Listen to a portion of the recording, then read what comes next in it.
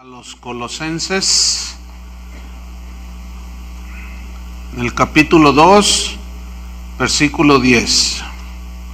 Colosenses 2, 10. Hoy iniciamos una nueva serie basada en un estudio de la epístola a los Colosenses. La serie se titula Cristo es suficiente. Y hoy vamos a tener el tema número 1, que precisamente se titula Cristo es suficiente. Entonces vamos a leer Colosenses 2, versículo 10. Dice así: y vosotros estáis completos en Él, que es la cabeza de todo principado y potestad. Bien, la iglesia que existía en esta región de lo que hoy es Turquía, llamada Colosas, fue fundada por un discípulo del apóstol San Pablo. Este discípulo se llamaba Epafras. Epafras fue quien llevó el evangelio, y contrario a lo que a veces se cree que fue Pablo el que fundó esta iglesia, no fue Pablo. Es más, San Pablo ni siquiera conoció la iglesia de los colosenses físicamente. Pero había un discípulo llamado Epafras. Llevado por el Espíritu de Dios, sin duda, funda esta iglesia y comienza a enseñar acerca de Jesucristo. Y pasa el tiempo, y de pronto comienzan a asediar a la iglesia en Colosas ciertas filosofías y herejías que estaban penetrando por medio de falsos maestros, algunos cristianos que pues los hacían dudar y se envolvían en todas estas cosas que estaban comenzando a afectarlas. Entonces Epafras, como fiel ministro de Jesús, preocupado por el estado espiritual de las ovejas, de los cristianos que él a cuales les había compartido, hace un viaje bastante largo de poco más de 2,000 kilómetros y viaja hasta Roma para buscar a Pablo, y lo encuentra, nada más que estaba en la cárcel. Y esta carga que él tenía, preocupado, fue lo que lo llevó a buscar al apóstol Pablo.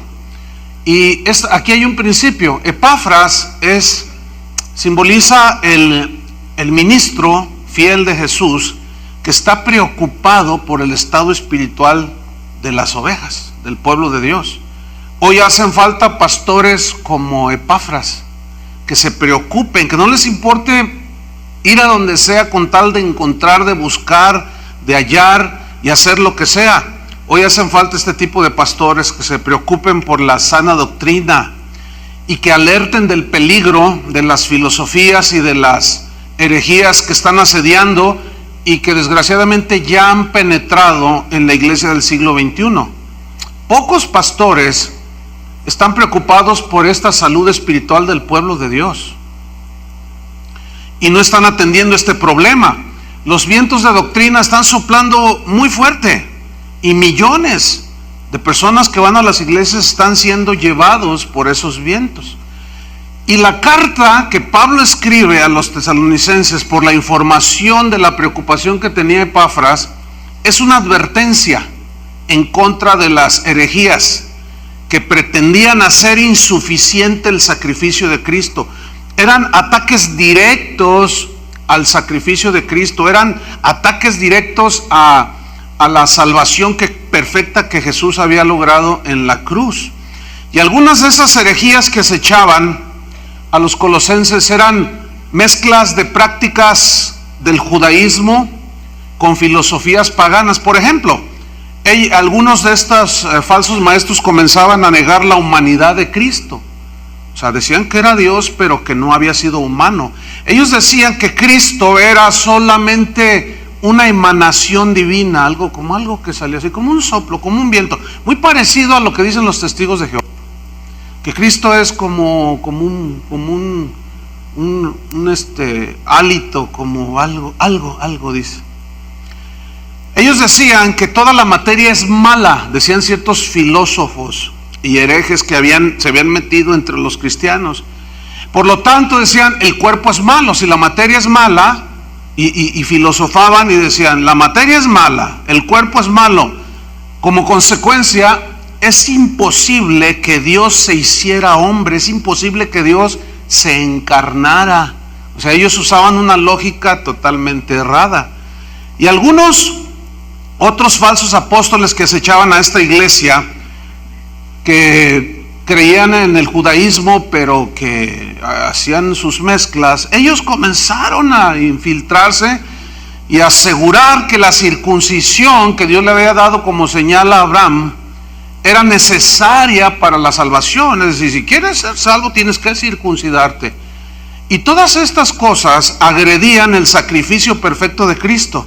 Es como el sistema que hoy está muy de moda y que se ha penetrado en muchas iglesias, el sistema que se conoce como G12, donde hacen prácticas totalmente antibíblicas, como por ejemplo, ellos escriben sus pecados. A ver, escriba todos sus pecados de los que se acuerde, y la gente los escribe. Ahora pasen las hojas, hacen una fogata porque se los llevan a los encuentros. Entonces esas hojas con sus pecados escritos los meten a la lumbre, al fuego, y ellos dicen, ya tus pecados han sido quemados. Entonces, ¿qué no fueron en la cruz? Preguntó. Y cosas como esas son las que no estamos muy lejos de parecernos en los tiempos en los cuales Epafras, muy preocupado por todas estas herejías y cosas raras, estaban metiéndose en la iglesia. Otra de las herejías que estaban penetrando la iglesia era una filosofía o una doctrina conocida como ascetismo.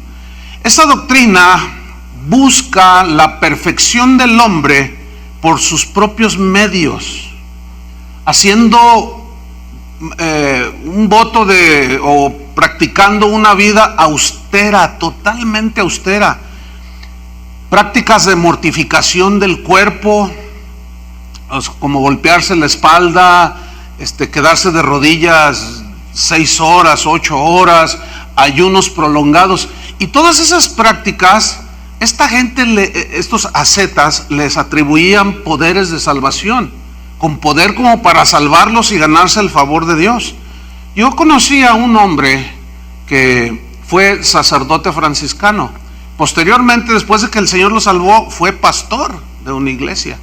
Y él una vez me comentaba cómo era que se flagelaban la espalda, como señal. Esa es una práctica de esta filosofía, ¿sí? Entonces dice, no, nos heríamos las espaldas bien tremendo con los suplicios. Esos unas disciplinas que les llamaban, eran unos pequeños, como látigos pequeños, no sé cómo. Cuartas, no es para los caballos, pues es lo mismo. Total, ellos se golpeaban y hacían todo este tipo de sacrificios.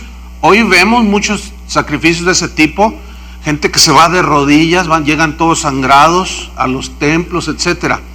Entonces, muchos de estos enfatizaban en que debían de observar las leyes judías de la dieta, o sea, de los alimentos, comete esto no, que debían de guardarse ciertos días, y etcétera.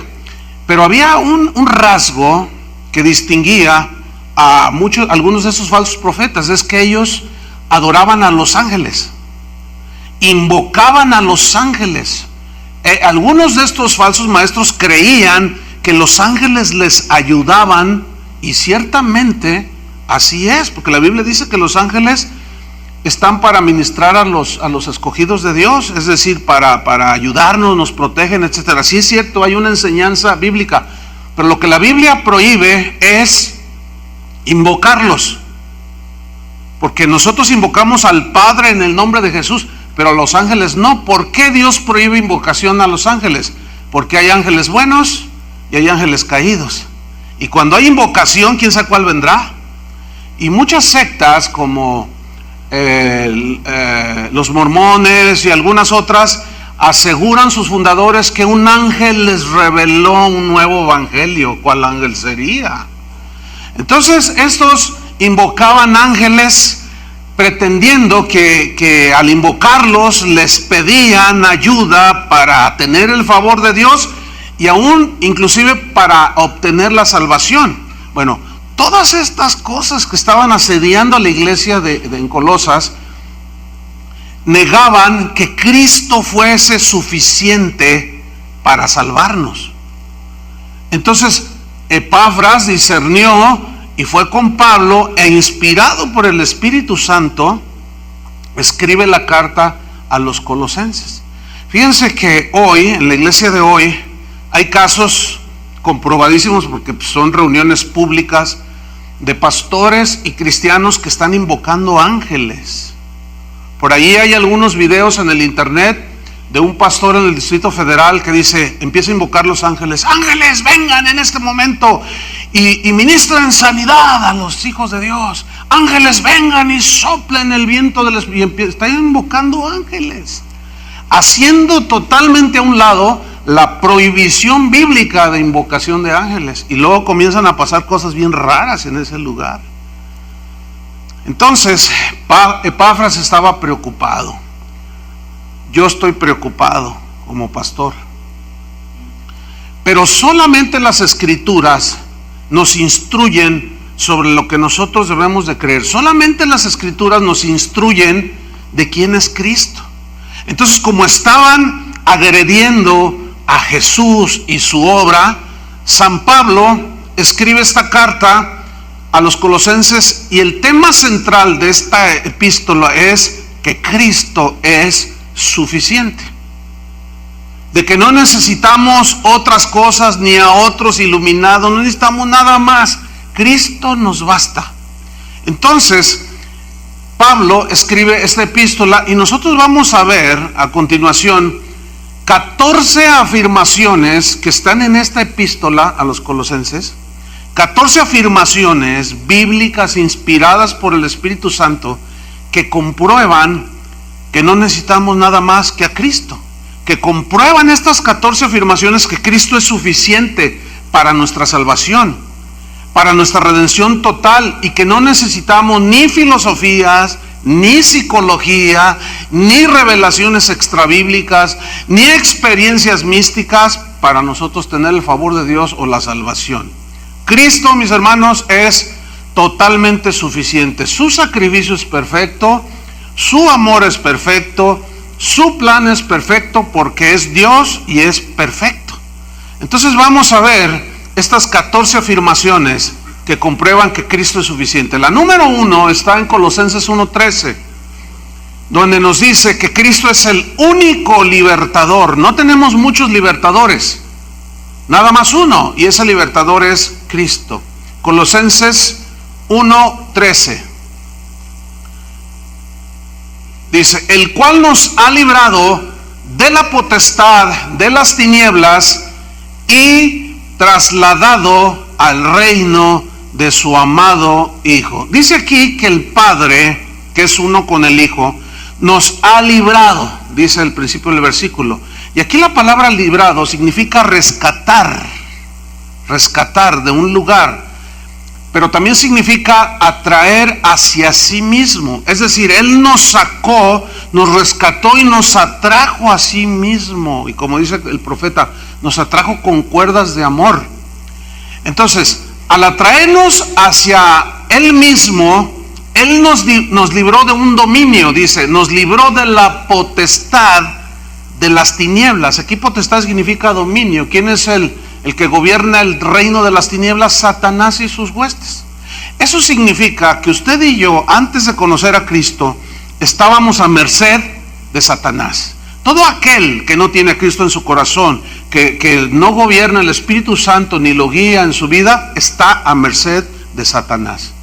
Sin embargo, los hijos de Dios no. Aquí nos está diciendo, y Pablo estaba muy interesado en que los colosenses entendieran eso. Y nosotros como cristianos del siglo XXI necesitamos entender esto, que el Padre nos libró, nos atrajo hacia sí mismo, nos libró de la potestad del dominio de las tinieblas, porque ciertamente el mundo entero está bajo el maligno, dice la Biblia, pero tú y yo ya no estamos bajo el maligno. Jesús dijo que les doy potestad sobre toda fuerza del enemigo, les doy potestad de hollar, de pisar serpientes y escorpiones, y nada os dañará. Es decir, antes Satanás nos gobernaba, ahora ya no. Nos libró de esa potestad, pero no nos sacó, nos atrajo a sí mismo, pero nos llevó a otro lugar. ¿A dónde? Dice aquí, y nos trasladó, ¿a dónde? Al reino de su amado Hijo. Donde hay un reino hay un rey, ese rey es Jesús. Donde hay un reino y hay un rey, hay leyes que gobiernan, que rigen ese reino. Y ese reino, que es el reino de Dios, Jesús es el rey y la palabra de Dios son las leyes del reino. ¿Entendió? Entonces, no solo nos liberó, sino nos trasladó a un reino. Y esta palabra trasladar significa cambiar de lugar, pero tiene una implicación de cambiarnos a un lugar, pero muy alejado de donde estábamos. Es como si usted vive en Tonalá y se cambia hasta Zapopan, nada que ver. Está totalmente en dos polos opuestos. Eso es exactamente lo mismo que Jesús hizo con los que han creído. Estábamos en el reino de las tinieblas y nos trasladó al reino de Jesús, a un lugar totalmente alejadísimo, al otro polo, totalmente. Entonces, los colosenses, cuando Pablo escribe esto, es porque los colosenses ya empezaban a dudar de que en realidad Cristo los haya librado y vivieran en su reino. Por eso les escribe esto. Hoy muchos cristianos hacen tanto énfasis en la guerra espiritual y en los demonios y todo eso, que los cristianos llegan a sentirse asediados por los demonios. Y eso es una mentira de Satanás. Nosotros no tenemos que tenerle temor al demonio, pero tampoco vamos a andarlo cucando. Tampoco vamos a andar detrás de él pisándole la cola, como dicen algunos. No, nosotros vivimos la vida cristiana, pero tenemos que entender que Cristo es nuestro único libertador. No hay otro. Número 2, Cristo es el único Salvador. Colosenses 1:14. Estoy yéndome conforme van apareciendo estas afirmaciones en las escrituras, ahí en la carta. Colosenses 1:14 nos muestra que Cristo es el único Salvador. ¿Ha oído usted a gente decir que la Virgen María es corredentora? Co significa igual, que tuvo el mismo papel en la redención. Escúcheme bien, eso es una herejía. Porque el único que murió en la cruz fue Jesús. Yo sé que esto le puede molestar a algunos, pero lo lamento mucho. ¿Por qué? Porque la Biblia asegura que hay un solo Salvador, que hay uno solo que murió en la cruz. Él no existe ningún corredentor, o sea, que sea igual en su obra de salvación. No, ella fue escogida por gracia, como pudo haber sido Elizabeth o Juanita. Había muchas mujeres virtuosas en Israel, pero solamente una tenía que haber sido escogida. Le tocó a ella, pero fue por gracia. Pero eso de corredentora es totalmente antibíblico. Entonces, ¿por qué Pablo les dice en el versículo 14, en quien tenemos redención por su sangre, el perdón de pecados? ¿Quién derramó su sangre? ¿San Pablo? ¿Para limpiarnos nuestros pecados? ¿San Pedro? ¿La Virgen María? ¿El apóstol Juan Camaney? ¿Quién? Dígame, ¿quién? Entonces, ¿por qué Pablo les escribe eso y les dice que solamente uno derramó su sangre por nosotros? Porque ya estaban ellos agregándole poderes de salvación a prácticas. Todo aquello que intente agredir lo que Jesús hizo en la cruz, que es esto, en quien tenemos redención. ¿En quién? No dice en quiénes tenemos redención, dice en quién. Y la palabra redención viene del griego apolutrosis, que significa dejar en libertad de la esclavitud mediante el pago de un rescate. Ahora, ¿cuál fue el precio del rescate? Su sangre. Digan todos, su sangre. Ahora, una vez que él derramó su sangre, esta sirvió y sigue teniendo ese efecto de perdonar pecados. La palabra perdonar significa pasar por alto, significa no tomar en cuenta las ofensas. Por ejemplo, en Romanos 3:25, si lo lee conmigo, Romanos 3:25, aquí nos dice algo muy importante. Romanos 3:25, a quien Dios puso como propiciación, o sea, refiriéndose a Cristo, por medio de la fe, ¿en qué? En su sangre. Fíjense cómo está hablando de uno solo que fue puesto como propiciación, nada de corredentores. Por medio de la fe en su sangre, para manifestar su justicia, a causa de haber pasado por alto en su paciencia, ¿qué? Los pecados pasados. Significa que Dios perdonó los pecados de la humanidad, pero no todos hacen efectivo esa obra de Cristo en la cruz. ¿Por qué? Porque rechazan el sacrificio de Jesús y pretenden que con sus propias obras, tipo ascetismo, con sus aflicciones del cuerpo, con sus prácticas de ayunos y cosas de ese tipo, ceremonias y ritos, ellos van a alcanzar salvación y favor de Dios. Es exactamente el mismo problema que vemos hoy, el que tenían los primeros cristianos. Entonces, Cristo es el único Salvador. Número 3, versículo 15, Colosenses 1:15. Cristo es la misma imagen de Dios. Esa es la afirmación número 3. Y está en Colosenses 1:15, dice, Él es la imagen del Dios invisible. ¿Por qué les dijo, Él es la imagen del Dios invisible? Porque, como dije al principio, los falsos maestros estaban diciendo que Cristo solamente era una emanación divina, como pudo haber sido Buda, como pudo haber sido un montón de iluminados. ¿Sí? Pues tienen a Jesús entre los grandes maestros de la historia, pero Cristo no es uno de los grandes maestros de la historia. Y Pablo despeja toda duda, inspirado por el Espíritu Santo, y asegura que Cristo es la imagen del Dios invisible. Y les escribió esto para que los colosenses quitaran de su mente lo que se estaba metiendo, las opiniones que estaban entrando en las mentes de los cristianos en Colosas, y estaban perturbando su fe y su concepto de Cristo. Ahora, la palabra imagen aquí, que Cristo, Él es la imagen del Dios invisible, esta palabra imagen viene del griego eikon. Esta fue la palabra que usó Pablo, y eikon significa copia exacta. Es decir, que Cristo es la representación visible y la manifestación encarnada de Dios a los seres humanos. El credo de los apóstoles, que fue un escrito que ellos hicieron, dejaron ahí, decían, o de lo que creían los apóstoles, hay una parte donde dice, refiriéndose, cuando está hablando de Dios el Padre, creemos en el Hijo, que es de la misma sustancia. ¿Se acuerda del credo de los apóstoles? Que es de la misma esencia, Dios mismo encarnado.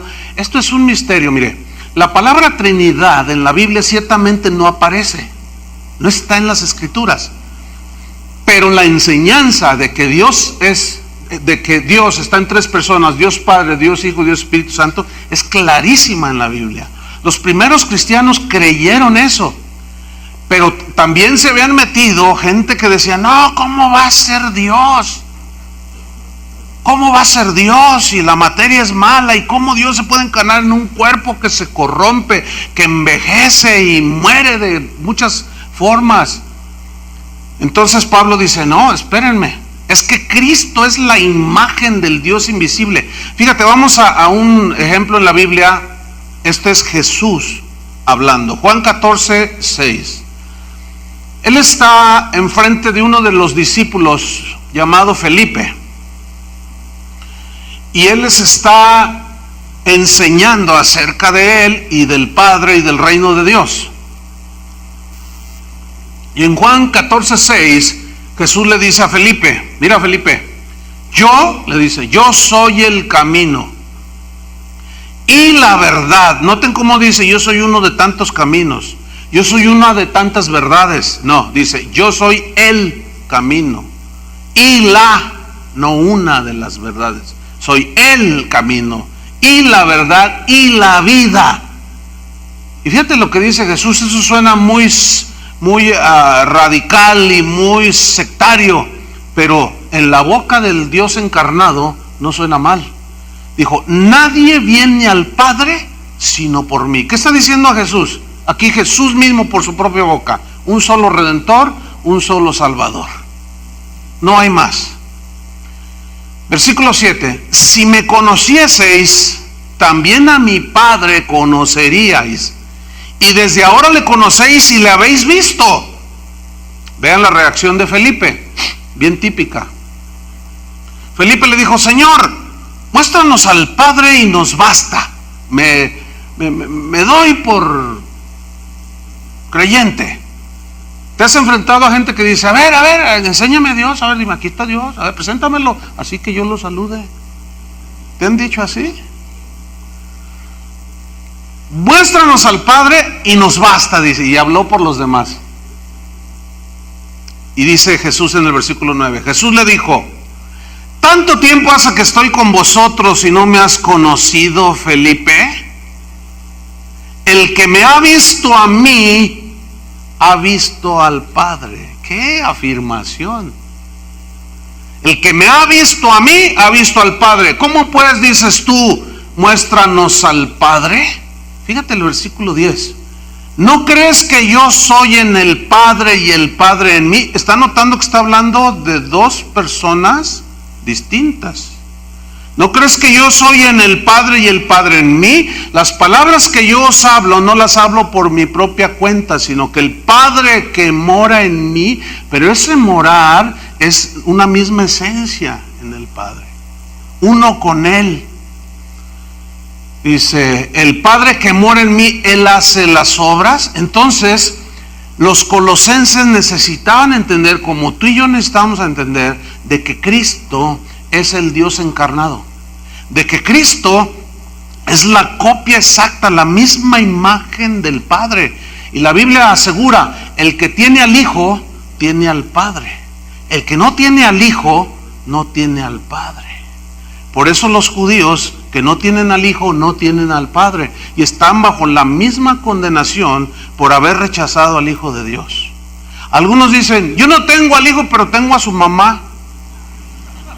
Yo no tengo al Hijo, pero tengo al apóstol Pablo. Yo no tengo al Hijo, pero tengo a Juan Diego. Escúchenme bien.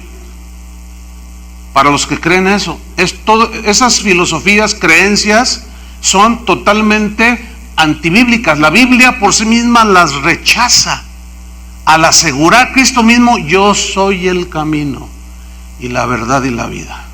Entonces Pablo, Epafras, preocupados, el Espíritu Santo lo inspira y escribe todas estas cosas. Número 4,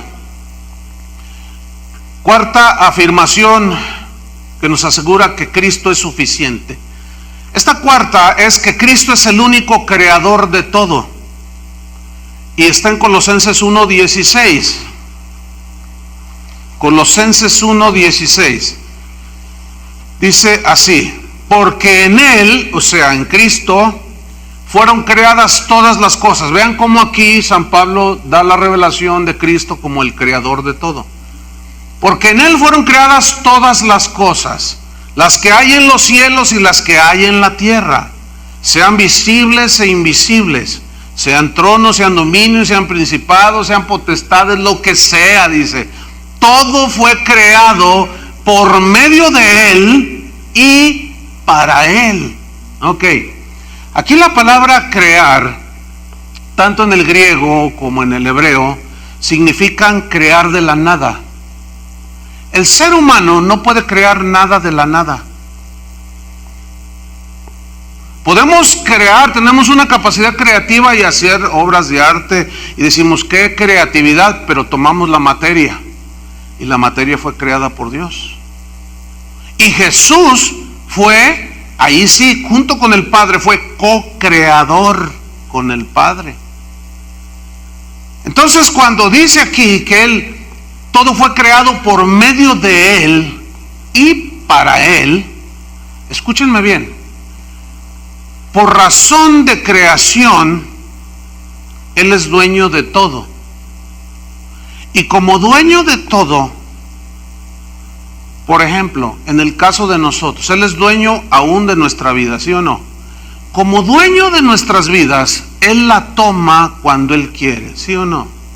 El problema es que al no conocer en esta dimensión a Cristo como dueño de todo, pensamos que tú y yo, lo que tenemos y lo que somos dueños. Y estamos muy equivocados. A ver, ¿alguno de ustedes me puede decir qué día va a morir? ¿Quién planea su nacimiento? Nadie. Pero sin embargo, todo dice la Biblia que Él nos conoce desde antes de que fuésemos concebidos en el vientre de nuestra madre. Ya nos conocía. Él es Dios solamente. Ahora, por razón de creación, Él es dueño de todo. Él es reino del universo. Como dueño de todo el universo, y entre ellos el planeta Tierra donde nos puso en la habitación más hermosa que hay en el universo, la Tierra. Pero el hombre, ¿qué ha hecho de la Tierra? La hemos contaminado, la hemos destrozado. Esa lluvia que tuvimos ahora hace unos días es totalmente inusual. ¿Todo por qué? Por todos los contaminantes y la basura que aventamos a la atmósfera, y está todo trastornado. Nosotros no solo no somos capaces de crear nada, sino destruimos todo. El hombre, por más sabio que se sienta, no ha sido capaz de solucionar el problema de la contaminación. No ha sido capaz de solucionar el problema de la discriminación, de la pobreza y de un montón de cosas. Pero ahora, volviendo al asunto de que Él es creador. Él como creador, en el caso nuestro, porque esto que estoy diciendo, la gente que no cree en Cristo, le entra por aquí y le sale por acá. Pero en el caso de nosotros, tenemos que entender que Jesús es dueño de todo. Y como dueño, Él toma nuestra vida cuando quiere, ¿sí o no? El problema es que no lo conocemos en esa dimensión. Y cuando Él, por su soberanía, toma a cualquiera de nosotros, de nuestros hijos, el esposo, la esposa, qué sé yo, nos turbamos y decimos, ¿por qué? ¿Por qué? Y le reclamamos a Dios. Y suena tan ridículo como esto. Usted en su casa, tiene su casa de usted propia, tiene allá atrás unos árboles frutales. Y entre esos árboles tiene unas lindas mandarinas así de esas grandotas. O un frondoso árbol de aguacates. Usted lo plantó, el terreno es suyo, usted paga su predial, todo. Entonces un día usted sale al patio y dice, me voy a hacer un guacamole. Entonces usted empieza a cortar los aguacates. De pronto el vecino le dice, oiga, ¿y por qué hace eso? ¿Usted qué le va a contestar? Pues porque es mío, ¿no? Además, ningún vecino diría esa tontería. Pero nosotros somos tan, ya lo entendió, que al no conocer a Cristo como el creador de todo, dueño de todo, le reclamamos que tome lo suyo. ¿Verdad que nos falta conocer a Cristo? Y los colosenses estaban en ese peligro de entrar en esa situación por las falsas doctrinas. Muchas de estas, el día de hoy te dicen, todo te pertenece, esto es para ti, esto es para... Y si no llega, están diciendo que el diablo se los quitó y todo, cuando muchos le exigen a Dios que les dé, y Él solamente da en su soberanía al que Él quiere. Él da y quita. Job lo dijo con una sabiduría impresionante. Dios dio, Jehová quitó, sea el nombre de Dios bendito. Pero no todo, dicen los cristianos de hoy, no dicen eso. Él dice, Dios me dio y el diablo me lo quitó. Y eso es una falsa doctrina, es una falsa enseñanza, hermanos. Porque todo está bajo el dominio de Él. Él es creador de todo. Entonces, como creador tiene el derecho de propiedad sobre todo y sobre todos. ¿De quién somos?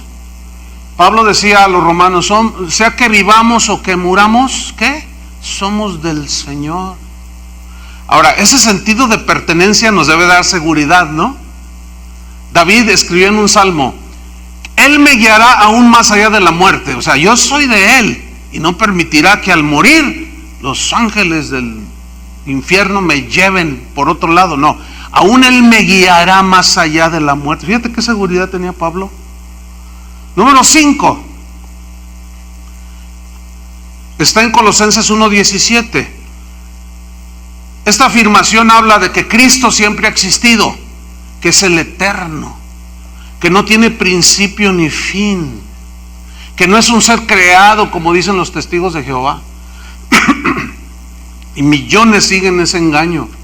Colosenses 1:17, Pablo lo dice. Ahora, ¿por qué escribió Pablo esto? Hablando de la preexistencia de Cristo. Porque los falsos profetas decían que Él era solamente una emanación divina, que era uno de tantos que andaban por allí iluminados, y que tú y yo, decían los gnósticos, por medio del conocimiento podemos alcanzar la salvación, decían. Entonces Pablo establece esta verdad. Colosenses 1:17 dice, y Él, o sea Cristo, Él es antes de ¿qué? De todas las cosas. Juan dice, en el principio era el verbo, y el verbo era con Dios, y el verbo era Dios. El mismo Juan en el Apocalipsis habla de Jesús como el principio y el fin, el alfa y el omega. Es decir, que nada escapa de Él, ni por acá ni por acá. Todo está totalmente bajo su dominio. Todo está bajo su soberanía. Entonces Pablo les dice, pues ¿saben qué, mis estimados hermanos colosenses? Él es antes de todas las cosas. Y los que les andan diciendo que Él es una emanación y que es un iluminado más, son herejes. Yo siempre me he preguntado, ¿por qué hacen películas de Jesús agrediéndolo? ¿Por qué nunca hacen películas de Buda agrediéndolo? ¿Por qué nunca hacen películas de Mahoma agrediéndolo? ¿Por qué nunca hacen películas de qué sé yo cuál iluminado agrediéndolo? ¿Por qué no? ¿Y por qué de Jesús sí? Hacen películas de que María Magdalena era su esposa, que tuvo una hija, que era homosexual, que se acostaba con los discípulos y una de barrabasadas. ¿Por qué? Qué casualidad, ¿no?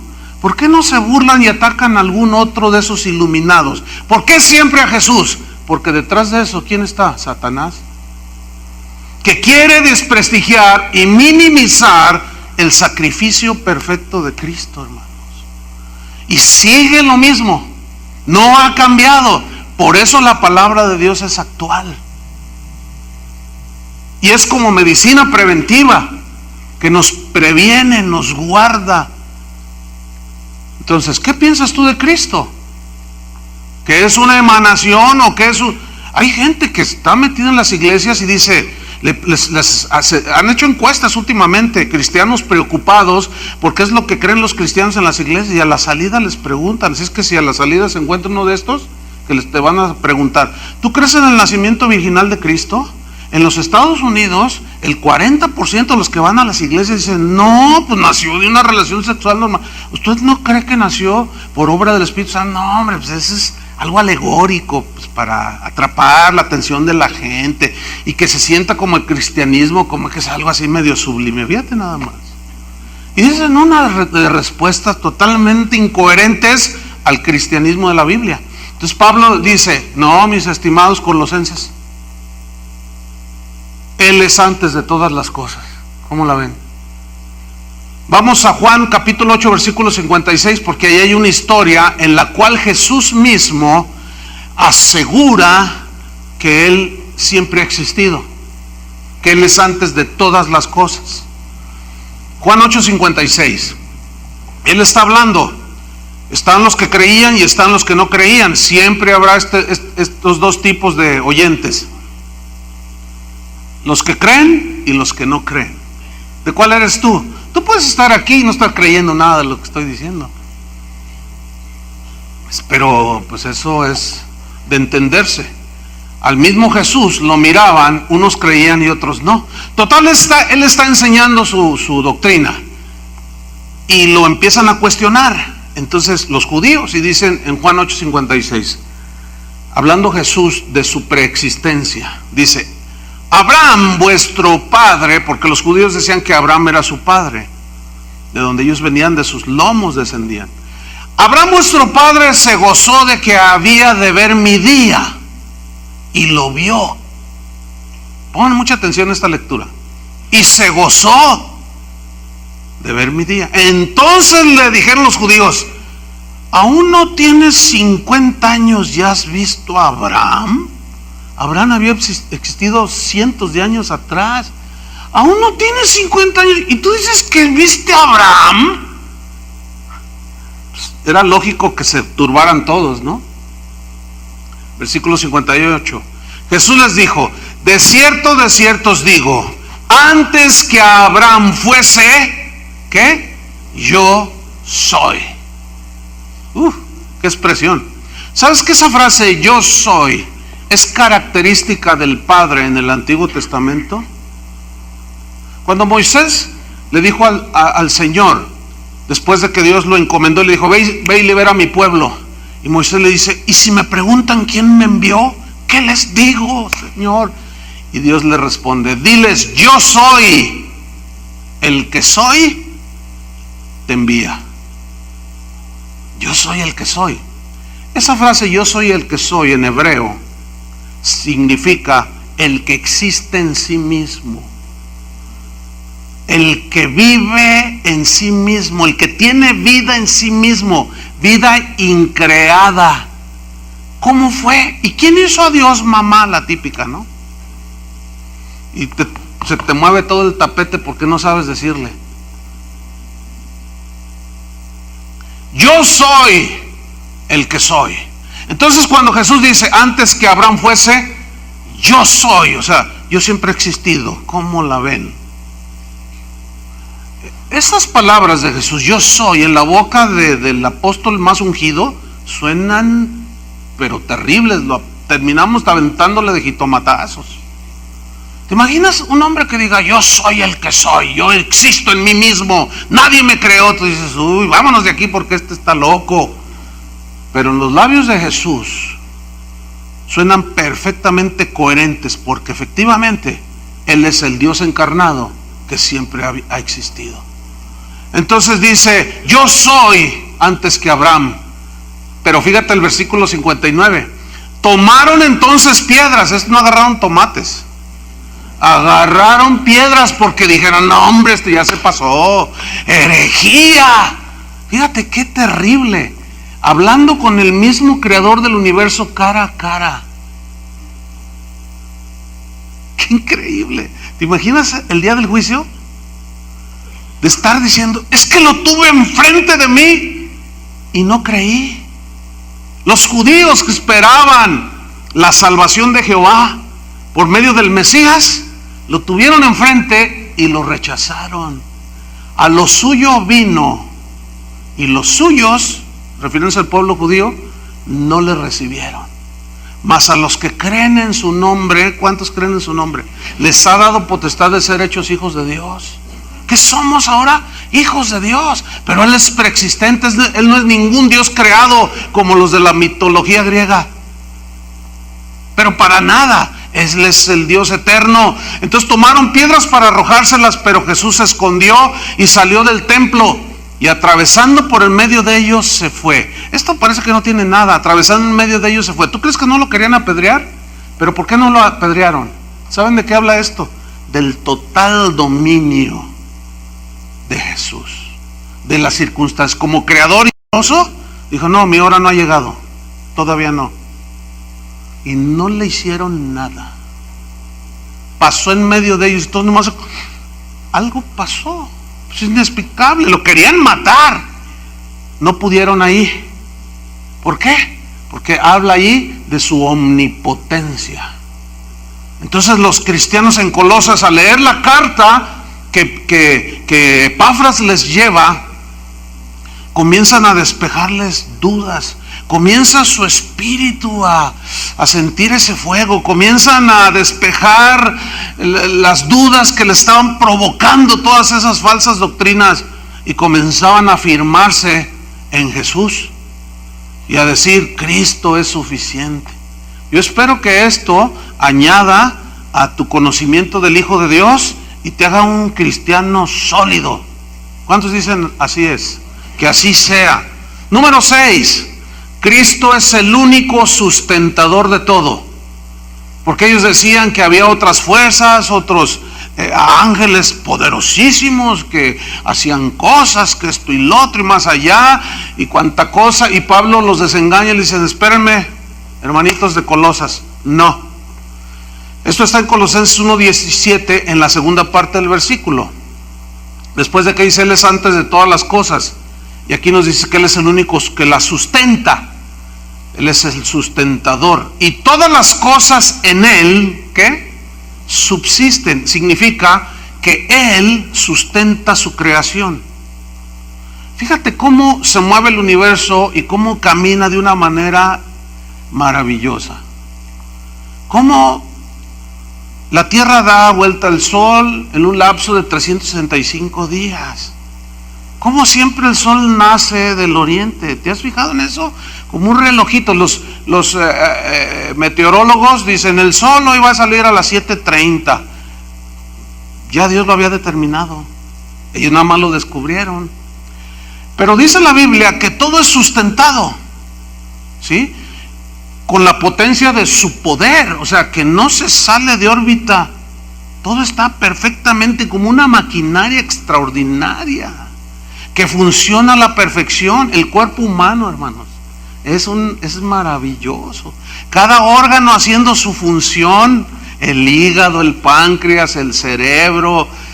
Bueno, a veces uno dice: ¿tendrá? Pero bueno, dejemos eso a un lado. Pero Dios a todos nos puso ahí. Entonces es una maravilla cómo Dios sustenta todo. Y cuando habla de sustentar, no solo habla de proveer alimento, aunque también lo incluye. Por ejemplo, en las palabras sencillas de Jesús, está enseñando a sus discípulos: vean las aves del cielo, no trabajan y vuestro Padre las alimenta. Vean las flores del campo, que no trabajan, no hilan, y vuestro Padre, miren cómo las vistió. Esas son de plástico y aún así se ven bonitas. Y vean cómo, pues esta es una copia de algo real, ¿no? Vean cómo Dios las vistió. Bueno, si Dios las viste así y alimenta así a los pajarillos, ¿no hará mucho más con vosotros? ¿No valéis mucho más vosotros que ellos?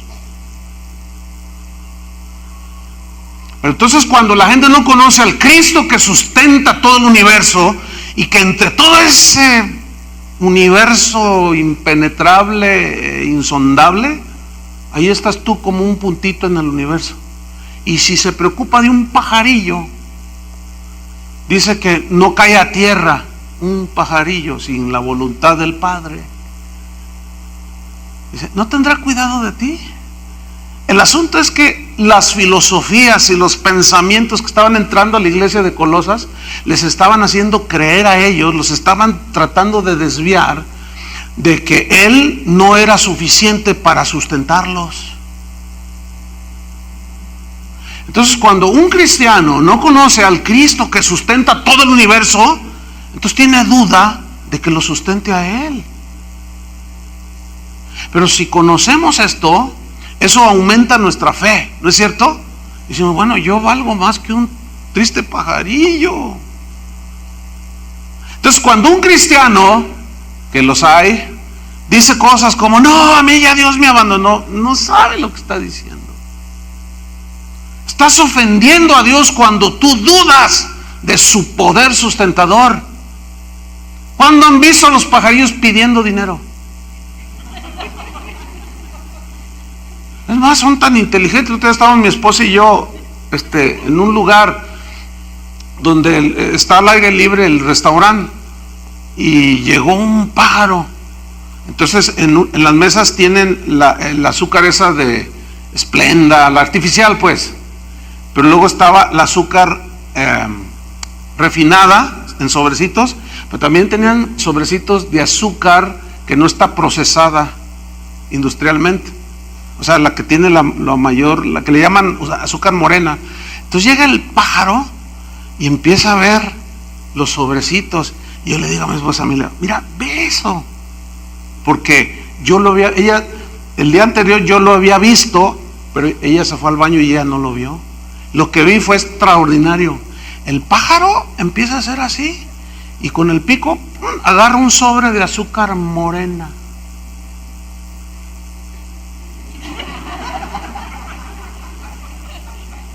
¡Qué increíble! ¿Cómo supo? ¿Cómo supo ese pájaro? Fíjate nada más. Y nosotros le metemos de toda la basura posible. O sea, no nos funciona a veces acá arriba en la azotea. Pero ese pájaro, ¿los has visto muriéndose de hambre? Ustedes no se ven como que la crisis les ha afectado. Se ven muy llenitos. El problema es que nosotros medimos nuestro bienestar y la bendición por la abundancia de los bienes que tenemos. El carro que traemos o el dinero que tenemos en el banco, estamos equivocados, hermanos. Los primeros cristianos no tenían tiempo de ahorrar, ellos eran perseguidos, todos les quitaban y perdían. Y Pablo decía, como empobrecidos, pero enriqueciendo a muchos. O sea, es totalmente otra cosa. Esos sí conocían a Cristo. Para vergüenza nuestra lo digo, y para vergüenza de todos esos falsos maestros que han desviado a la gente, haciéndole creer esas cosas, como aquellos falsos que querían afectar la iglesia de Colosas. Cristo es el único sustentador. ¿Qué te hace falta, hermano?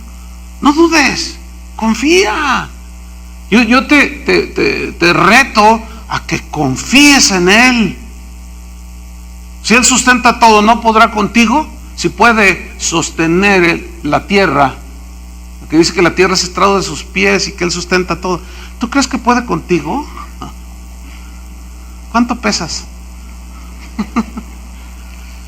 Dejemos la ignorancia, hermanos, a un lado y conozcamos a Cristo. Pero este se conoce a través de las Escrituras, no hay otra revelación. Número 7, vámonos rápido. Cristo es la única cabeza de la iglesia. Esto está en Colosenses 1:18, en la primera parte. Cristo es la única cabeza de la iglesia. Dice, y Él es la cabeza del cuerpo que es la iglesia. ¿Quién es la iglesia? Todos los creyentes. ¿Quién es la cabeza de la iglesia, el que gobierna la iglesia? Cristo. Aunque hay algunos cabezones que se creen dueños de la iglesia. Un pastor, un apóstol, un profeta, no somos dueños de la iglesia, hermanos. Somos parte de la iglesia. Somos colaboradores como ministros de Él, decía Pablo. Pero no somos dueños, ni somos la cabeza de la iglesia. Nuestro deber, escuchen bien, como pastores, ministros, es escuchar las instrucciones que vienen de la cabeza. ¿Dónde está el cerebro? En la cabeza. De ahí parten las órdenes, así como el cuerpo humano, del cerebro. Y el cerebro es Cristo, la cabeza es Cristo. Él es el que guía. Él es la única cabeza. Entonces, escúchame bien, si el pastor de la iglesia donde vas se tuerce y empieza a enseñar herejías, no estás obligado a seguirle ni a obedecerle. Y no diezmen para que se muera de hambre. ¿Me escucharon? ¿Entendieron eso? Pero si ese pastor o esos pastores, apóstoles, los que sean, les están llevando hacia Cristo, óiganlos. Si no, no. Si los llevan en la doctrina que es conforme a la piedad, obedezcan a sus pastores. Eso dice la Biblia. Los están llevando hacia Cristo. ¿Hacia dónde los están llevando? O los están alejando de Cristo, porque Él es la cabeza. Y pastor que no se conecta a la cabeza estará desviando, desvirtuando y mutilando el cuerpo de Cristo. Entonces Él como guía, como cabeza, pues nunca nos va a llevar por caminos torcidos, ¿verdad que no? Entonces, si un pastor se tuerce, ustedes vuelvan a las Escrituras. Ok, se torció. Mira, los 11 discípulos, cuando Judas traiciona a Jesús, no dijeron, ya ves, todos son hipócritas. Ah, no, mira, ¿ya viste a Judas? Ah, pues entonces yo también ya me voy, todos son iguales. Ninguno de los discípulos dijo esa tontería que dicen muchos. Ven a alguno fallar, caer y dicen, ya ves, todos son iguales. Yo tampoco, ya no voy porque todos son iguales. No sean tontos como aquellos. Piensan mal, razonan mal, desacertadamente, para tragedia de ellos, porque Cristo es la cabeza, sigue siendo la cabeza. Por eso la Biblia nos instruye: puestos los ojos en ¿quién? En el pastor. ¿Así dice? Puestos los ojos en Cristo, en el autor y el consumador de la fe. Número 8. Él es el único que merece el primer lugar en todo. Ni el pastor, ni el apóstol, ni nadie. Solamente Cristo. Primer lugar en todo. Esto está en Colosenses 1:18, en la segunda parte. Después de que dice que Él es la cabeza del cuerpo, que es la iglesia, dice: Él que es el principio. Aquí principio no habla de inicio, sino el principal, de lugar, de posición. El primogénito aquí tampoco habla de creación, sino habla de lugar, de importancia. Eso significa en el griego. El primogénito de entre los muertos, para que en todo tenga, ¿qué? La preeminencia. ¿Quién es el que merece la preeminencia? Jesús. Escúchenme bien. Toda reunión cristiana debe girar alrededor de Jesús. Cuando una persona va a una iglesia budista o una conferencia budista, ¿de quién espera oír? ¿De Confucio? No, de Buda. Si un cristiano que dice serlo va a una iglesia cristiana, ¿de quién debe esperar escuchar? De Cristo. Pero si te empiezan a dar todas las disertaciones de Alex Day, de superación personal y los últimos pensamientos de no sé quién, y que el ilustre y afamado quién sabe qué, no son cristianos aunque digan que lo son. Porque se entiende que el mensaje de los cristianos, ¿quién es? Es Cristo. Primer lugar en el mensaje. Todo debe de girar alrededor de las escrituras de Jesús. En tu corazón, ¿quién tiene que tener primer lugar? Tu esposa, a quien amo tanto. Pues sí, ámala. La Biblia dice que amamos a nuestra esposa, pero no más que a Dios. Porque si alguno prefiere a padre, madre, esposa, hijos más que a mí, no es digno de mí. Él exige el primer lugar. Y los falsos maestros estaban enseñando a los colosenses a quitar a Jesús del primer lugar, para poner sus prácticas heréticas y a los mismos maestros falsos en el lugar de Cristo. Entonces Pablo dice: no, discúlpenme, pero Él merece toda la preeminencia. Los 10 mandamientos, desde el Antiguo Testamento, Dios exigió primer lugar. ¿Cuál es el primer mandamiento? No, amarás al Señor tu Dios con todo tu corazón, y va junto con el primer mandamiento: no tendrás dioses ajenos delante de mí. No te harás imagen de ninguna cosa, no te inclinarás a ellas ni les honrarás. Al Señor tu Dios adorarás y a Él solo servirás. Primer lugar en todo. Primer lugar en nuestra alabanza. Ay, hermanos, de verdad que hay cada cantito que parecen baladas de Luis Miguel. Y que, ay, que me te miro los ojos y que me siento allá a tu lado. ¡Ah! ¿Por qué no cantamos las escrituras? La sangre preciosa de Cristo me libró de mis pecados. Y cantitos ahí todos romanticoides.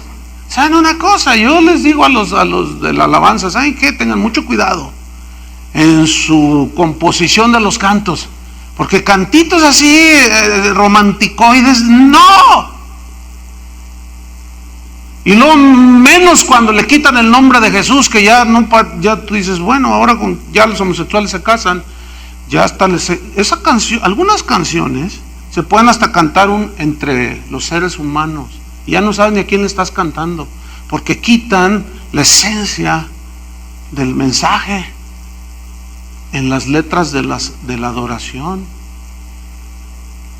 Otro día una jovencita me dice: oiga, pastor, ¿ya escuchó este disco? Y entonces yo vi la portada y le digo, no la había escuchado. Le dije, no, ¿por qué? Dice, pues es que está muy raro, me dice, me lo regaló mi papá, dijo. ¿Y qué le encuentras de raro? Pero la artista sí la conocía, en una que dice que es cristiana. Dice, es que parece como que le está cantando a otra o a otro, como que le está cantando a su amante. Dice, que vámonos allí tú y yo solitos en el cuarto, en intimidad, pero nunca dice Dios, nunca dice Jesús. Entonces se presta para cualquier cosa. Número 9, Cristo es el único conciliador. Esto está en Colosenses 1:20. El único reconciliador, mejor dicho. Colosenses 1:20 dice: y por medio de él, o sea, de Cristo, reconciliar consigo todas las cosas, así las que están en la tierra como las que están en los cielos, haciendo la paz mediante la sangre de su cruz. Nos reconcilió con el Padre, o el Padre nos reconcilió a través de su Hijo Jesucristo. Yo quiero que noten que está hablando que Jesús fue el que nos reconcilió con el Padre. Ni Juan Diego, ni San Juan, ni San Pedro, ni San Pablo, ni no sé quién. No. Nosotros los cristianos tenemos un único y suficiente intercesor.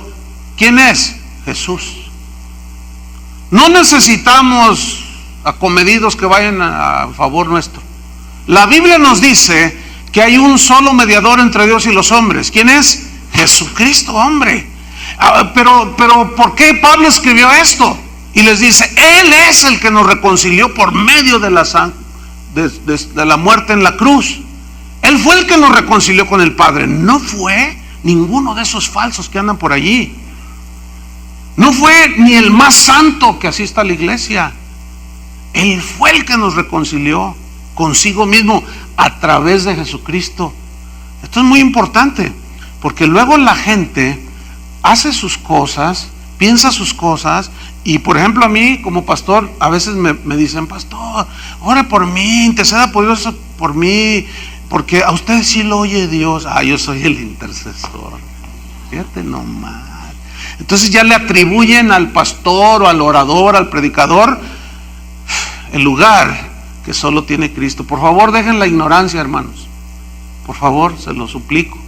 Pero esa ignorancia va a ser despejada cuando se les enseña que Cristo es el único reconciliador.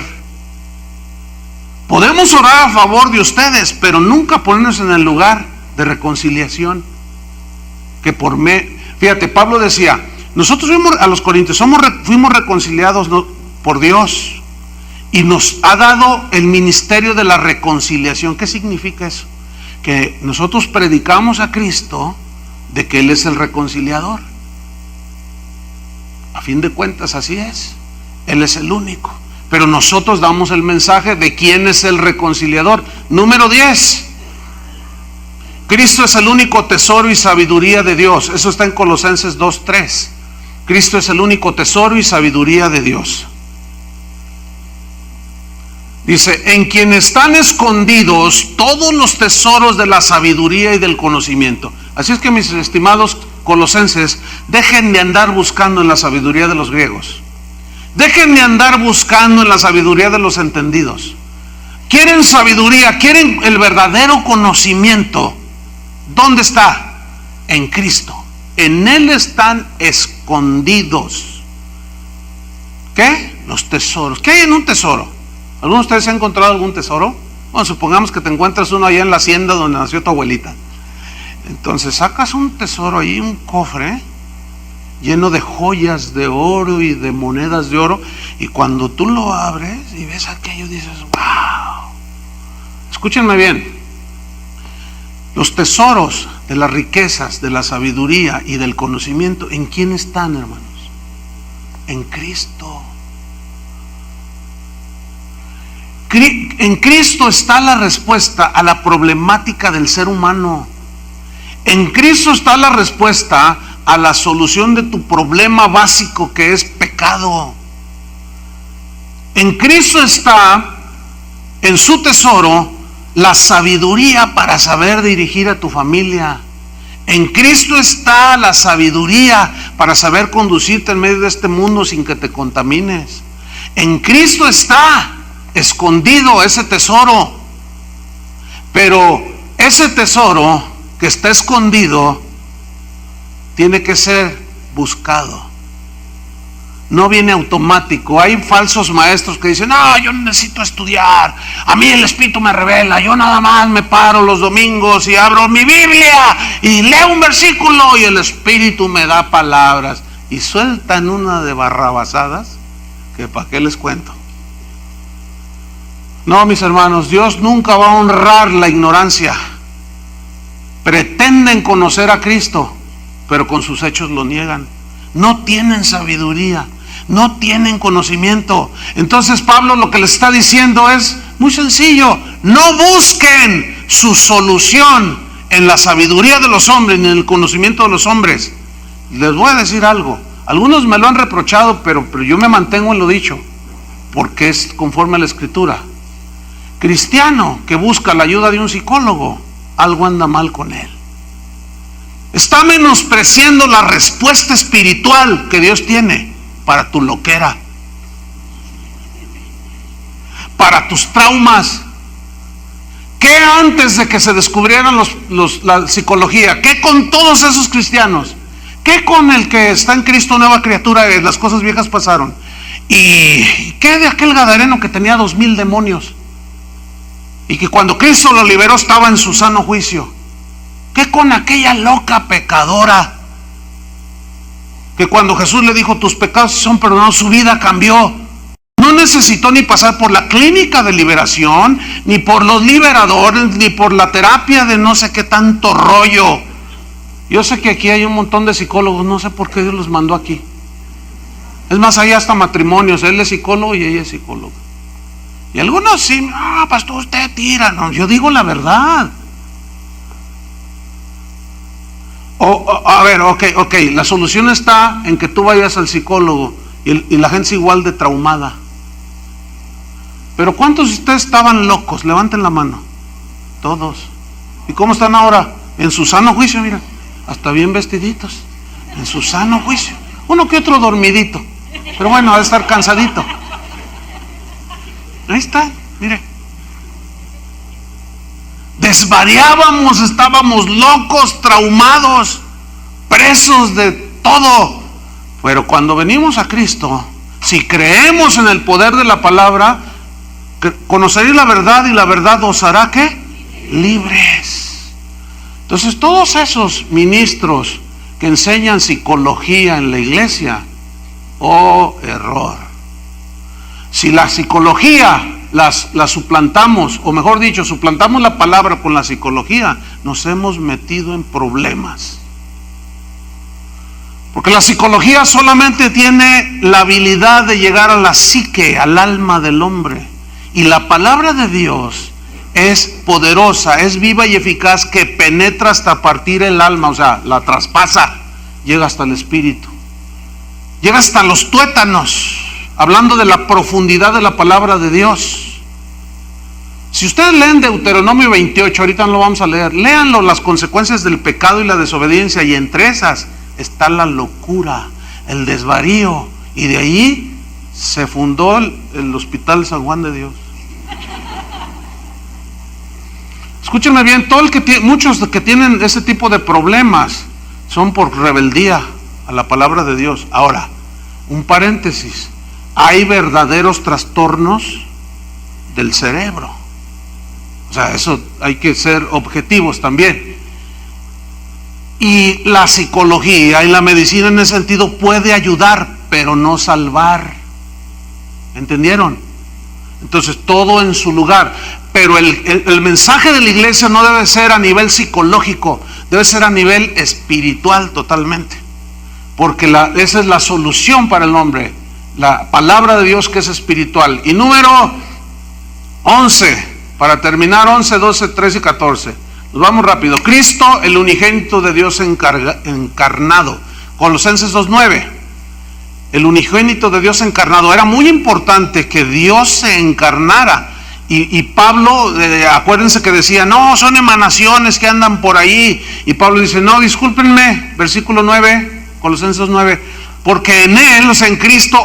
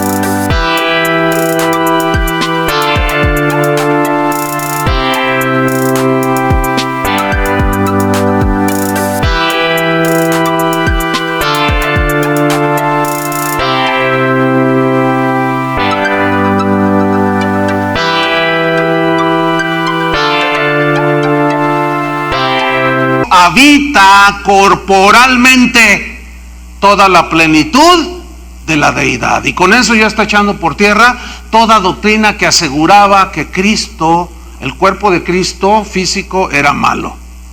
Número 12. Solo en Cristo estamos completos. Colosenses 2:10 dice: y vosotros estáis ¿qué? Completos en Él. Esta palabra completos en el griego significa totalidad. No hay nada que falte ni que sobre en lo que tiene que ver con nuestra salvación. No hay nada que le falte al Evangelio para darnos una respuesta a nuestro problema. No hay nada que le falte a la palabra de Dios. ¿Escucharon eso? No hay nada que le falte al sacrificio de Cristo para completar nuestra salvación.